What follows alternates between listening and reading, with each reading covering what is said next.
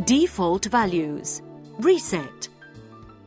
This resets all menu settings and programmed quantities back to the default values.